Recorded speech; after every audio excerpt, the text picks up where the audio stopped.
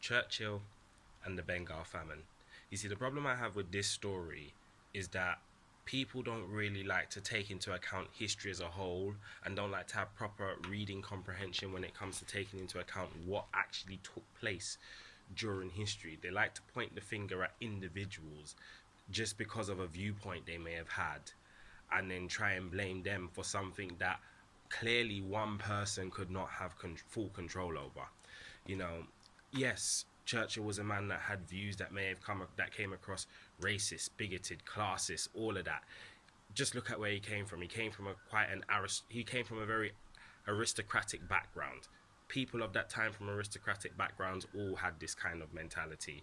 You know, we go on like even we as everyday people don't have our own opinions about people of different races, genders, classes, this, that, and the other. So it's just opinions at the end of the day. From you're not going out there and enforcing that and imposing that on people, then at the end it doesn't really do anything at the end of the day.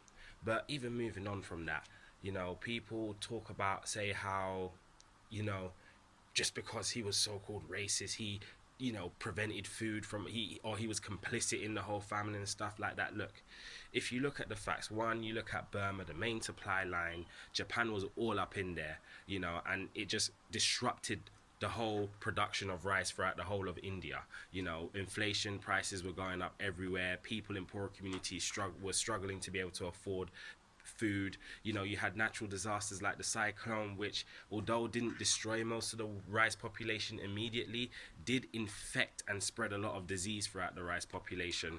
You know, this information has been recorded. You can find out about it.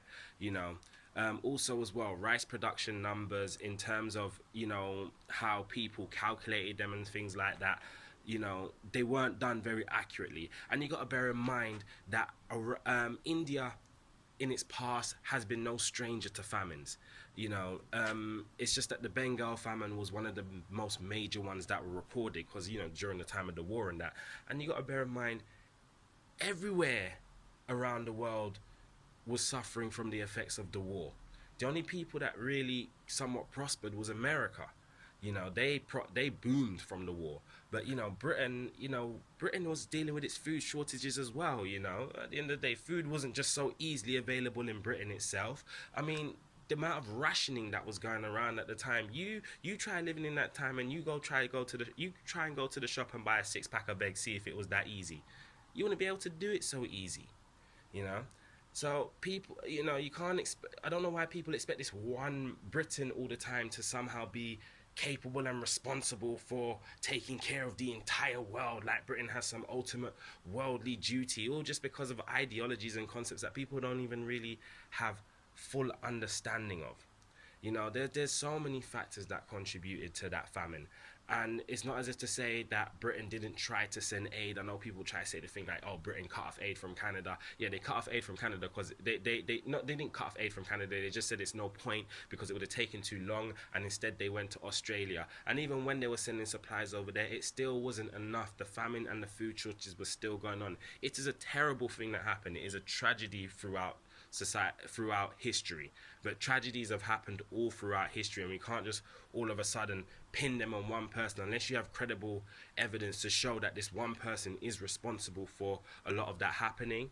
Then you can't just quickly go around and pointing the finger. Like I said, Churchill had views that may have come across racist, bigoted, classes, but he was just from that background of people. And we can't just attack people just because they had a certain viewpoint. We need to look at what they done, look at what they stood for. And especially as a Caribbean as well, like one of the reasons I big up Churchill is not so much for who he is himself, because I wasn't around at the time he was around. I've never met the man. I don't know who he is. But it's more about what he stood for, and it's more about the part that my people played in that history. My people my people from the Caribbean played an incremental part in ensuring that, you know, Britain won that war.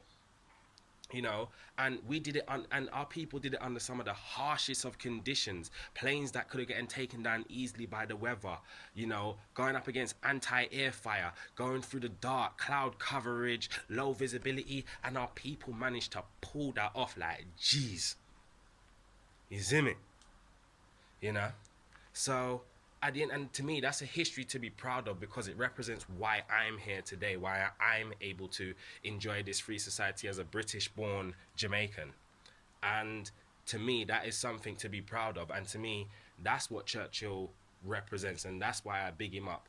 You know, at the end of the day, the man wasn't perfect. He was full of flaws. There was a lot of things he done wrong, even during the time of the war. But he done what he needed to. He done. You know, we can't keep attacking people for their imperfections. At the end of the day, we're just human beings. We're gonna make mistakes. We're gonna do things wrong. What matters is that Churchill done what he needed to do when he needed to do it, and it made all the difference.